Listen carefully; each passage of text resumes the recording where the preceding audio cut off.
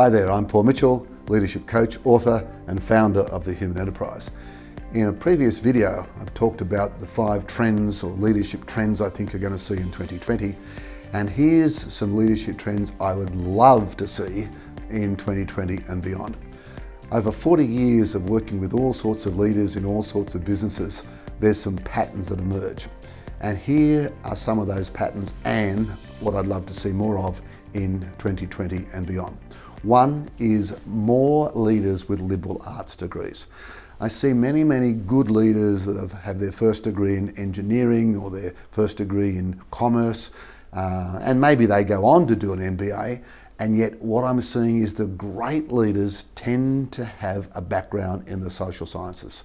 They tend to have a background in the arts. They tend to have a background in sociology or zoology or botany. It's very interesting. Why? Because I think it gets them to think a little bit differently. Our world is so complex. If we have someone who's only studied one discipline, let me tell you, they get very narrow in their thinking. By all means, go and do an MBA after your first degree, but try to honour the fact that a liberal arts degree is probably, to me, one of the best degrees you can get starting off in business. Second thing I'd like to see is getting away with the term work-life balance. I don't know about you, but I still make calls on holidays. I still send emails. And guess what? And if you're honest, you do the same thing. You do a little bit of personal stuff at work. But we've got this thing, you've got to have work-life balance. I talk about this a lot more in my book. I think it's a furphy. I think we've been sold a pup. Sure, it's great to renew, and sure, family time's important, but rather than trying to balance it, which is just so hard, how do we integrate it so it's just all life? So that's the second trend, getting away with this work-life balance and honouring more the fact that we can integrate life, that we can actually sometimes work from home and sometimes work at work. Third trend, I'd like there to be much more emphasis on productivity, real productivity. I am no economist, although I did do first level economics at school and failed it because of the fantastic ideas I had about economics.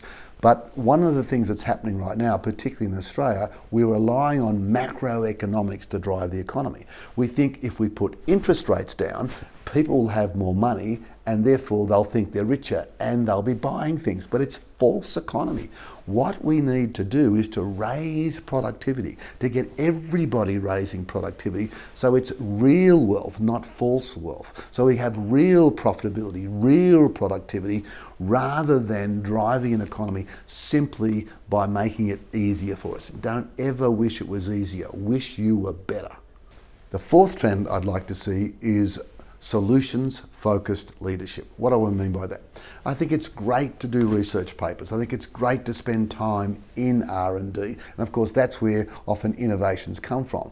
But I think we've gone overboard. We've got this, what they call it, paralysis by analysis. By all means, do the numbers, crunch the numbers, but then have a go. You'll never get it exactly right. I love that 70-20-10 rule. 70% go for it, 20% will fine tune as we go, and the 10% will always be fine tuning.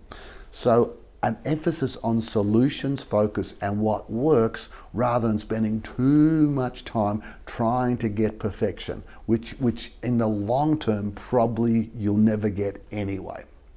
And the fifth and final trend I'd love to see is leaders being judged on the leaders they leave behind. What I call a legacy of leadership.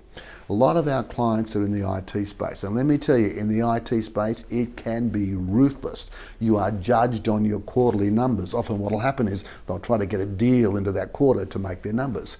You can miss one quarter as a leader in an IT company, miss 2 quarters and you are in trouble. But I'm not saying don't hit the numbers, but the problem with that is it's still very short term. What is real leadership? To me, real leadership is when you develop the leaders coming through the business. So a trend I'd love to see is, yes, let's evaluate leaders based on hitting the numbers, but let's evaluate them on how many people did they develop that year? How many people have they got ready and willing to be able to take their place? In other words, we need some metric to determine the legacy of leadership that leaders are leaving behind, not just whether or not they're hitting the numbers that quarter, next quarter, or even for a longer period of time. So if any of those 5 trends have piqued your interest, here's a few ideas that you can use to build on.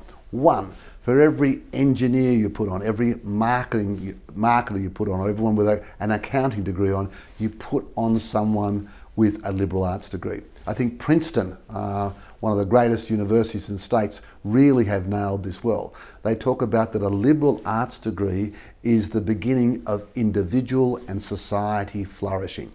Start to honour people with liberal arts degrees. The second thing is get the work-life balance out of the equation and make it work-life integration. For example, bring in a stretch band into work. Do some stretching at work rather than thinking exercise time. Get some little weights in work rather than set exercise time. In other words, don't be so time bound. Start to bring it all together. Thirdly, productivity. Here's a very, very simple way to raise your productivity. 1, cut the number of meetings you have by 20%. Whatever they are, look at where can you have less meetings. Secondly, in terms of meetings, cut the length of those meetings down by 20%.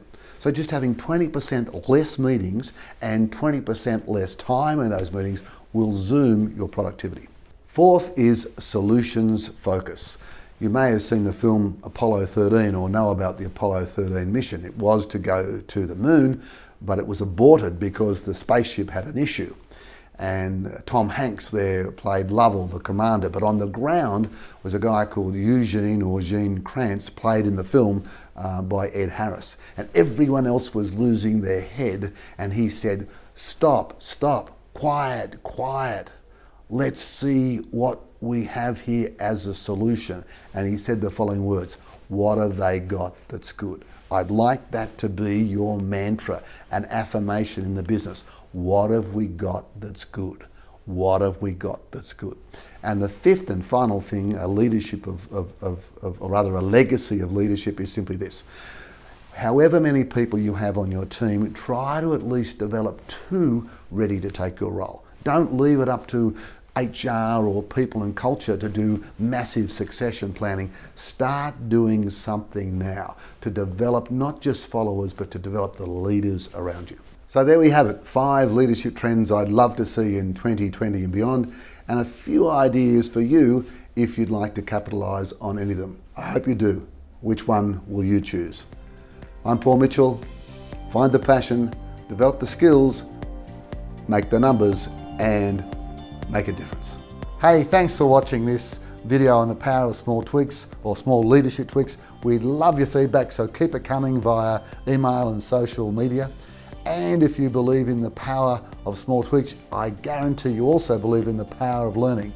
So please, if you want to continue your learning, grab a copy of my latest book, Your Leadership Diamond, How to Transform the Way You Live Your Life, Lead Your People and Leave a Legacy. Right now, at the time of releasing this video, we've got some great bonuses available for you. Simply go to yourleadershipdiamond.com and you'll see all the details there.